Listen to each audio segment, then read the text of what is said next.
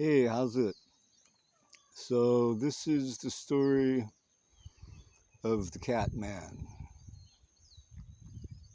About 1973 in Arcata, before they put in the freeway through, there used to be a stoplight. I was going up to Trinidad to do some photography. And there was this old, grizzly old man hitchhiking, and he had 3 gunny sacks. I had my 64 VW Bug with a sliding soft top roof. He looked like a real character. So I pulled over, picked him up.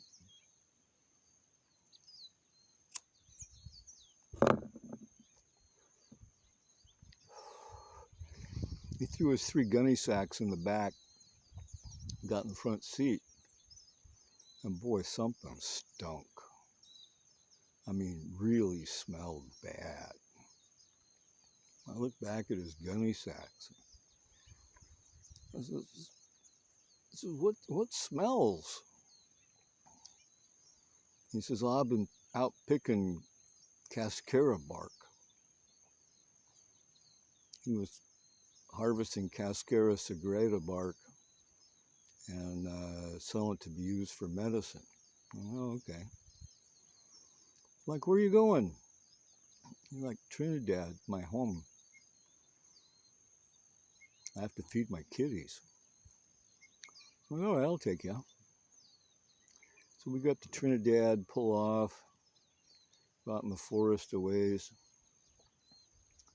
pull up to his house. And it's like tumbled down shack is inadequate.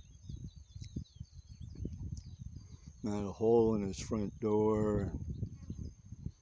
We're looking really funky, man. I'm like, well, maybe I got some photographic opportunities here. So he gets out, brings in his 3 gunny sacks, and at least 2 of them outside. He opens the door, man. First thing I see is cats. I mean, like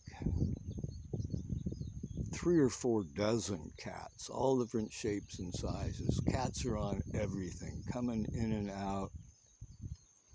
And he starts talking to them, And there's nowhere to sit, man, because there's like cats, And then I look around, and I notice that not all of the cats are moving.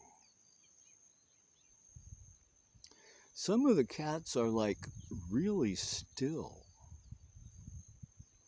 And then I look a little more, and he sits down on the edge of the couch. And on the arm of the couch, there was a cat.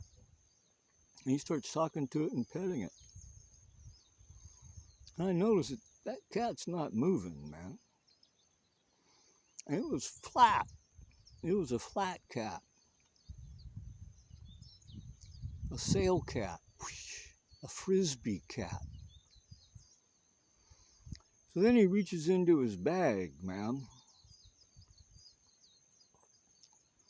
Well, this time I'm like, my jaw is dropped. He reaches into his bag, pulls out a fresh dead cat they picked up off the side of the road. Puts it up there on the couch, man. Oh, Tommy, good kitty, kitty Tommy. He was really happy with his cats, man. Some of them he didn't even have to feed them. He could talk to them, pet them, the same as the live cats,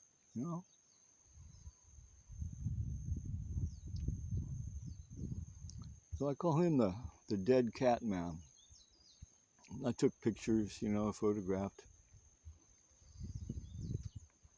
But, I'm thinking about him like, is he really crazy? He's happy.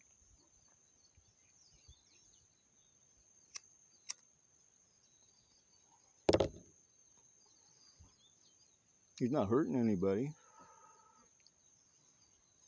But I think, yeah, you know, it's kind of borderline out there.